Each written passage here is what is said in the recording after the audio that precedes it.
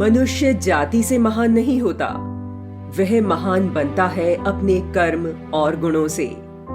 भले ही फूल कैसी भी भूमि में खिले हों, उनसे खुशबू ही आती है।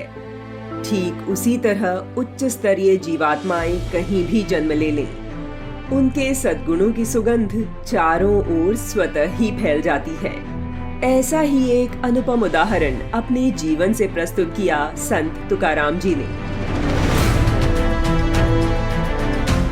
वह समय ही ऐसा भीषण था जब यवन काल के उत्पातों से जनता किंकर्तव्य विमूढ़ सी हो रही थी। आंतरिक फूट, आदर्शों में विडंबना का समावेश, संगठन का अभाव आदि कितने ही ऐसे कारण थे जिनके कारण भारतीय जनमानस मुट्ठी भर विदेशी आतताइयों द्वारा बुरी तरह पद्दलित किया जा रहा था।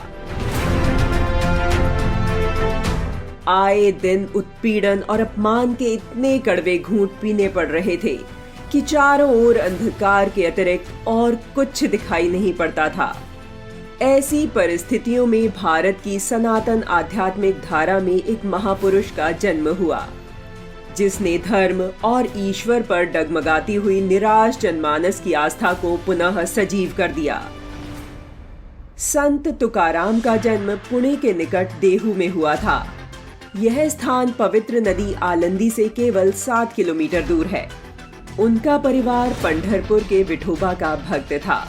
समय समय पर परिवार सहित सभी लोग पंढरपुर की तीर्थ यात्रा करते थे। माता पिता की मृत्यु के बाद तुकाराम ने व्यापार चलाने की बहुत कोशिश की, किंतु भक्ति में रुचि के कारण व्यापार में मन नहीं लगा। व्यापार के बही खाते, कागज आदि सभी कुछ इंद्रायणी नदी को समर्पित कर वे भगवत भक्ति में लग गए। अभंग अर्थात भक्ति के पद लिखना और उनको भक्तों के मध्य बैठकर स्वर सहित गाना, इसी से इनका मन लगा रहता था। तुकाराम ने नामदेव, ज्ञानदेव के भजन गाने प्रारंभ कर दिए। गीता और भागवत के ज्ञान को भक्ति पदों के माध्यम से जन जन तक पहुंचाया। यह वह दौर था जब मुगल आक्रांता हमारी संस्कृति और धर्म को रौंद रहे थे। तब छत्रपति शिवाजी महाराज जैसे भी लोग थे जो इन आक्रांताओं के लिए चुनौती बन गए थे। उन्होंने मुगलों की नींद हराम कर रखी थी। वर्ष 1636 में जब एक बार छत्रपति शिवाजी महाराज के पीछे मुगलों की सेना पड़ी थी और शिवाजी अपनी यात्रा के दौरान एक मंदिर में रुके हुए थे, उसी समय निकट ही लोहगांव में संत तुकाराम जी का कीर्तन चल रहा था। ताल, मृदंग, ढोल, मजीरे के साथ साथ राम कृष्ण हरि के संकीर्तन की गूंज ऊंचे स्वर से उठ रही थी। हजारों लोग बैठे थे। शिवाजी महाराज भी इन्हीं के साथ मिलकर बैठ जाते हैं।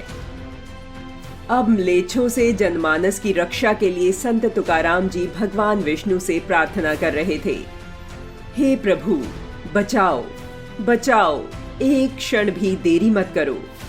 हे विठ्ठल, यह कैसा हाहाकार मचा है। गांव सारा भयभीत है, अस्त है। दूसरों की ऐसी पीड़ा देखकर मेरा मन बहुत दुखी हो रहा है। यह क्या हो रहा है? लगता है कि जैसे तुम यहाँ नहीं हो। हे विठ्ठल, ऐसा दृश्य हमें फिर मत दिखलाओ। अरे, जिस देश प्रदेश में हरि के भक्तों का निवास हो, वहां यह परचक्र आया ही कैसे? तेरे भक्तों के देश में ऐसा भीषण दृश्य दिखलाई देना उचित नहीं। शिवाजी ने संत तुकाराम के दिए गुप्त संदेश को समझ लिया था और प्रण किया था कि अपनी मातृभूमि से मलेच्छों का सर्वनाश कर देंगे। संत तुकाराम ने ही शिवाजी को समर्थ गुरु रामदास से मिलवाया था। समर्थ गुरु रामदास ने शिवाजी का योग्य मार्गदर्शन किया। धर्म और संस्कृति के लिए अंधकार से भरे उस युग में दीपक बनकर सामाजिक समरसता और राष्ट्रीय चेतना को प्रज्वलित रखने वाले महान संत तुकाराम जी को कोटि कोटि नमन है।